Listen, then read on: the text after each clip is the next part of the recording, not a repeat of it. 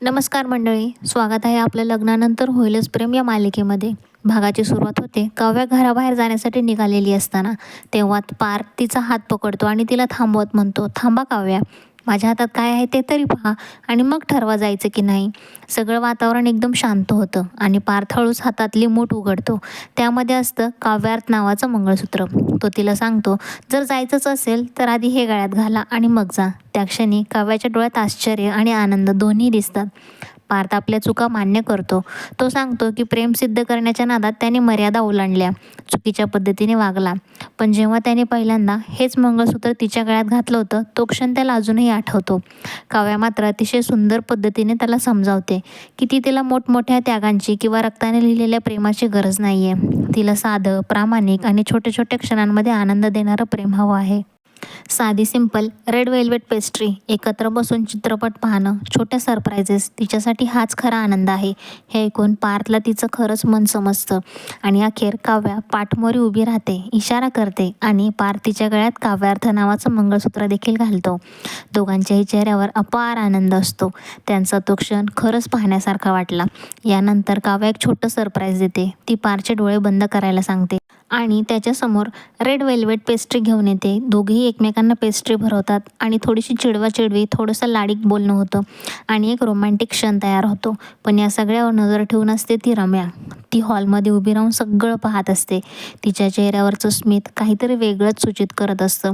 दुसऱ्या बाजूला जीवा आणि नंदिनी मिलन कॅफेमधील गैरसमज दूर करून घरी येतात. घरच्यांना आनंद होतो. जीवा हटके स्टाईलमध्ये नंदिनीचा गृहप्रवेश करतो. तिला हातात उचलून नेऊन थेट बेडरूमपर्यंत घेऊन जातो. सगळे टाळ्या वाजवतात. वातावरण पूर्ण आनंदात न्हाऊन निघालेलं असतं. दोघेही त्यांच्या खोलीत जुन्या गैरसमजांबद्दल बोलतात. नंदिनी सांगते की तिला आधीपासूनच त्या खोलीत राहायचं होतं, पण तिला जीवाने स्वतः बोलवावं असं वाटत होतं, हेही ती बोलून दाखवते. दोघेही आपल्या चुका मान्य करतात आणि नव्याने सुरुवात करण्याचा देखील निर्णय घेतात. मात्र जेव्हा सगळं सुरळीत चाललं आहे असं वाटतं, तेव्हाच येतो जबरदस्त ट्विस्ट. दुसऱ्या दिवशी सकाळी काव्या आणि पार्थच्या वकील घरात येतात.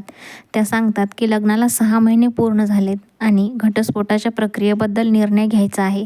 हे ऐकताच पार्थ, काव्या, जीवा आणि नंदिनी एकमुखाने सांगतात, "आम्हाला घटस्फोट नको आहे, कारण आम्ही आता एकत्रच राहणार आहोत. आम्ही आता एकमेकांशिवाय जगूच शकत नाहीत. त्यामुळे आम्हाला हा घटस्फोट नको आहे." पण अचानक मानिनी म्हणते, "नाही, घटस्फोट तर होणारच." आणि त्यानंतर धनंजय रावांची देखील एंट्री होते. तेही ठामपणे म्हणतात की नाही नाही, हा घटस्फोट तर आता व्हायलाच हवा. सगळेच थक्क होतात. काव्या आणि पार्थ शॉकमध्ये, जीवा नंदिनीसुद्धा शॉकमध्ये. पण प्रेक्षकांनो, इथेच आहे खरी गेम. हा घटस्फोट वेगळं होण्यासाठी नाही, तर पुन्हा नव्याने धूमधडाक्यात लग्न करण्यासाठी आहे. म्हणजेच आता पुढच्या भागामध्ये होणार आहे मोठा उत्सव, मोठा सरप्राईज आणि कदाचित डबल लग्नाची धमाल. तर पाहत राहा लग्नानंतर होईलच प्रेम, कारण पुढचे एपिसोड अजून जास्त रोमांचक ठरणार आहेत. मंडळी, तुम्ही तुमच्या आयुष्यातला अनमोल वेळ देऊन हा रिव्ह्यू चॅनलवरचा व्हिडिओ पाहिलात, त्यासाठी मी तुमची मनापासून आभारी आहे. भेटूयात उद्याच्या भागामध्ये. चॅनलला लाईक करा, सबस्क्राईब करायला विसरू नका आणि कमेंटमध्ये तुमचं मत नक्की कळवा. धन्यवाद.